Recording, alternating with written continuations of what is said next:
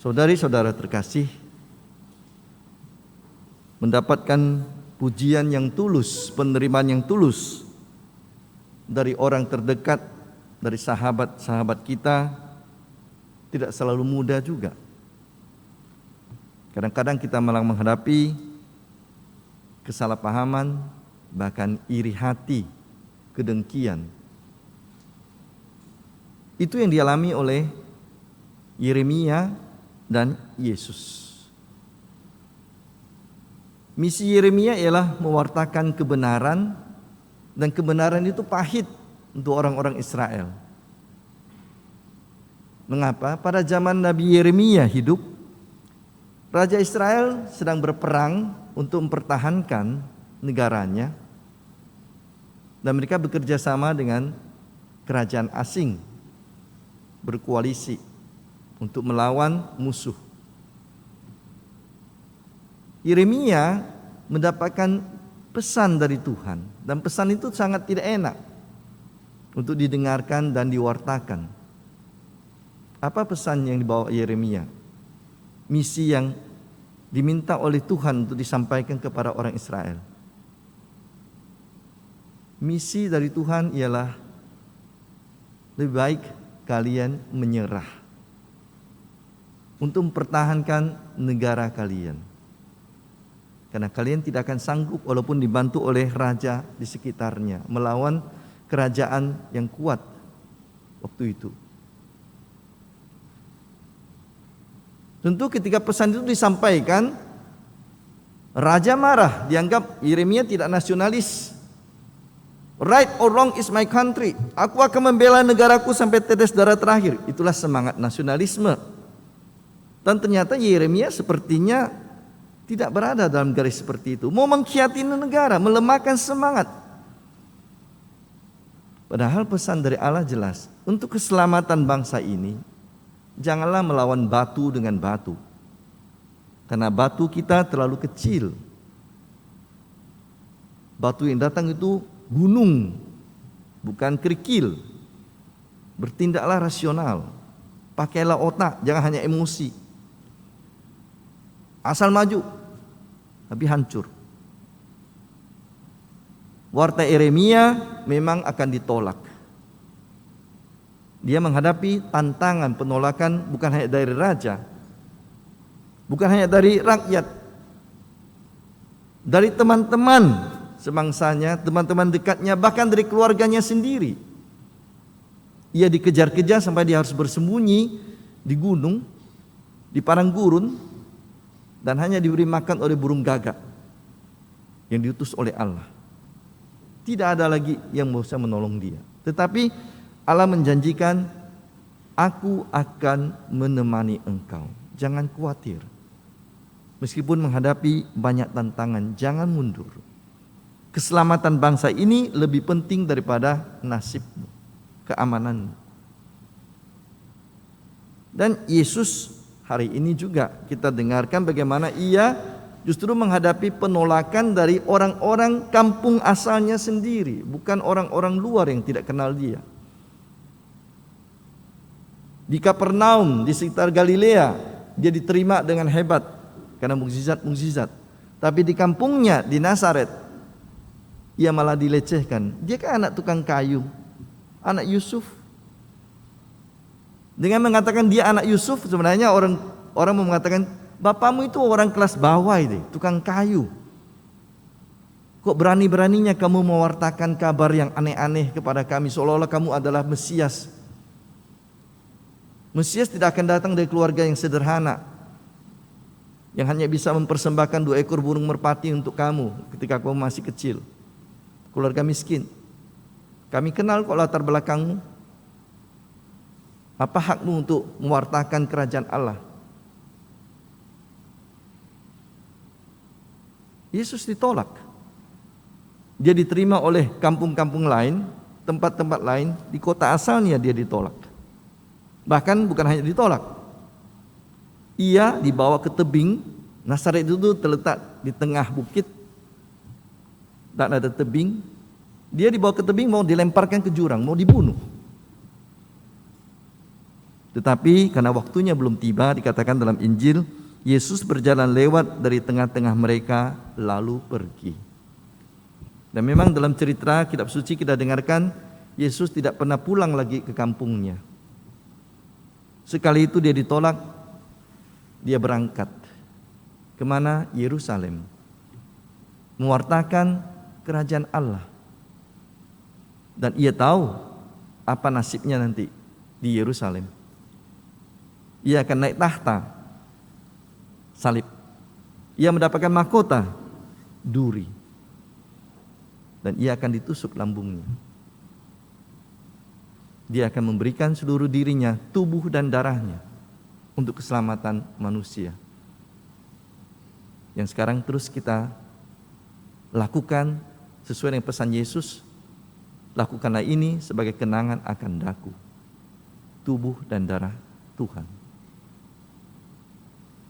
Kedua orang ini mempunyai misi yang berat. Yang satu mewartakan kebenaran yang pahit, ditolak, dikejar, bahkan sampai akhirnya Yeremia kita tahu nasib akhirnya di mana. Ia dibuang ke Mesir dan meninggal di Mesir, bukan di negara asalnya. Yesus memang meninggal di negara asalnya, tapi dibuang sebagai seorang penjahat oleh bangsanya sendiri. Salibkan dia dengan tangan penjajah Romawi. Keduanya mundur? Tidak. Keduanya maju. Karena mereka tahu mereka diminta oleh Tuhan, diutus oleh Tuhan untuk melaksanakan misi untuk keselamatan yang lebih besar, untuk kebaikan, keselamatan bangsa dan manusia. Meskipun tidak dengan cara yang dibayangkan oleh kebanyakan oleh orang-orang biasa. Mereka membawa kasih dari Tuhan. Dalam bacaan kedua tadi didengarkan, kasih itu sabar. Kasih itu sabar menanggung segala sesuatu. Tidak mencari keuntungan diri sendiri. Dan tidak memegahkan dirinya.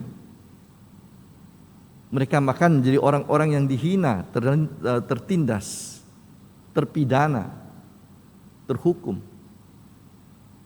Karena kasih dari Allah adalah kasih yang memberikan yang terbaik untuk keselamatan yang lainnya. Saudari-saudara terkasih,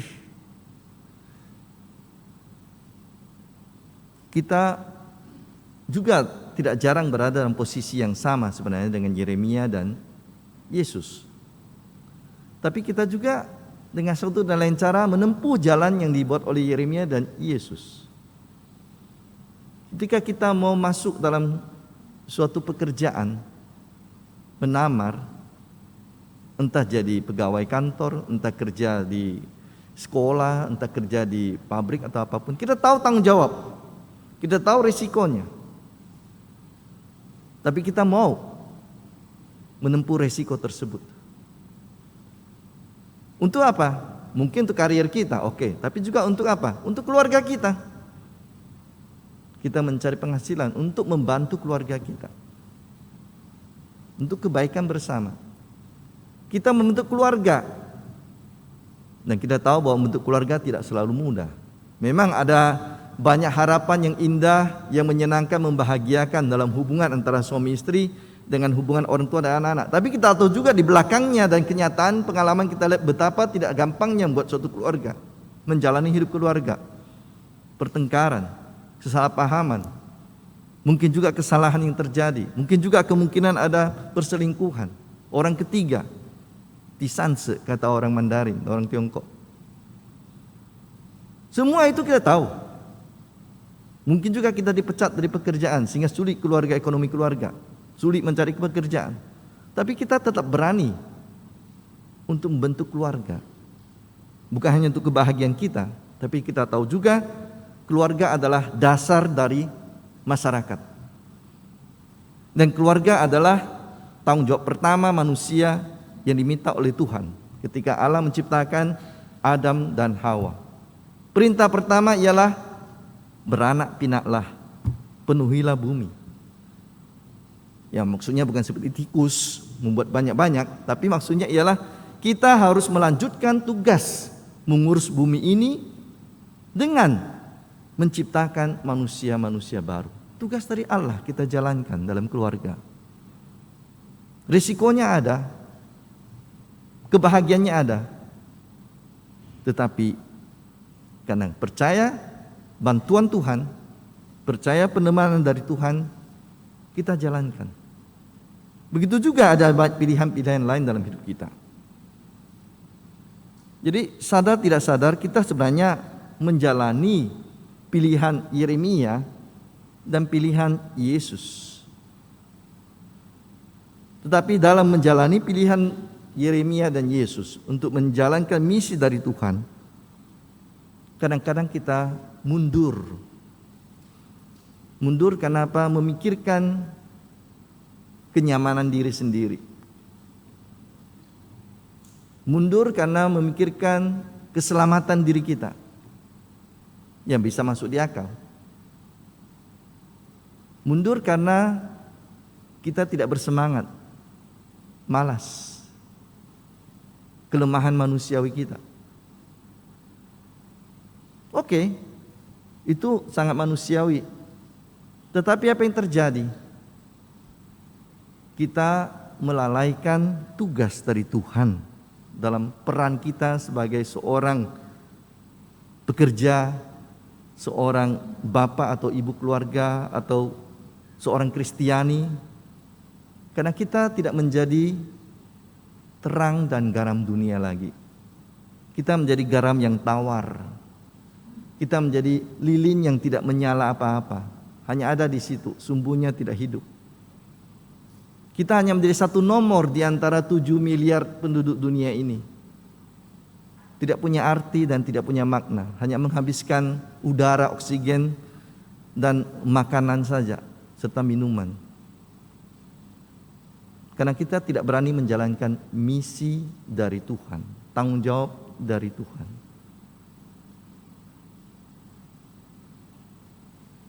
Saudari-saudara terkasih,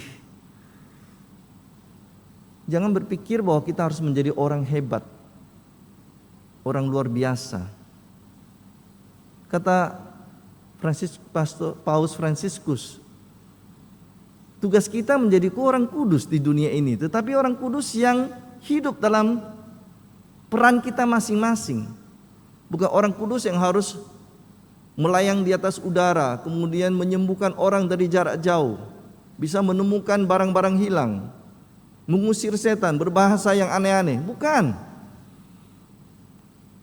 Orang kudus menurut Paus Fransiskus adalah orang yang setia menjalankan tugas dan perannya dimanapun dia berada. Secara sederhana, tanpa harus menonjol, tanpa harus seperti kata bacaan kedua, memukul gong. Ini saya telah menyumbang sekian, saya telah membuat ini, saya telah membuat itu. Bukan. Seorang kudus adalah orang yang justru rendah hati, setia menjalankan tugasnya dimanapun ia berada.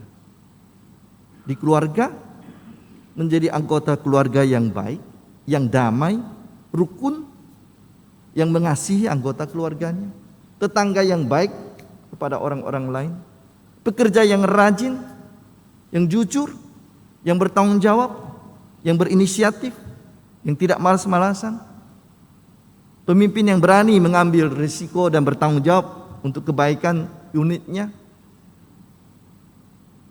Semua itu adalah bagian dari kekudusan kita, bagian dari kesaksian kita, misi kita yang kita jalankan untuk menjadi terang dan garam dunia. Kalaupun kita mempunyai karunia khusus, itu adalah pelayanan, bukan untuk dibanggakan dan disombongkan. Tetapi setiap orang mempunyai tanggung jawab dan perannya, kesempatannya untuk menjadi saksi Yesus, misi yang diutus yang diberikan oleh Tuhan kepada dia masing. Jadi saudari-saudara terkasih, jangan kita menjadi patah semangat dan menjadi lemah karena mengatakan saya tidak punya apa-apa, saya tidak punya bakat, saya tidak punya kelebihan, saya tidak punya gelar, saya tidak punya harta. Kamu punya iman. kita punya hati, kita punya pikiran yang jernih, kita punya waktu. Ini sudah cukup untuk menjalankan misi kita sehari-hari dengan setia dan baik. Di rumah kita, di tempat kita kerja, dalam pergaulan kita masing-masing, berani menunjukkan kebenaran kita, kebenaran Kristiani. Meskipun kadang-kadang kita menghadapi ejekan dan penolakan oleh orang. Itu ada risiko dari saksi kebenaran, saksi kasih yang rendah hati, iman dan harapan. Jangan takut untuk memulai satu langkah. Karena 1 kilometer hanya bisa dicapai ketika kita berani melangkah langkah pertama.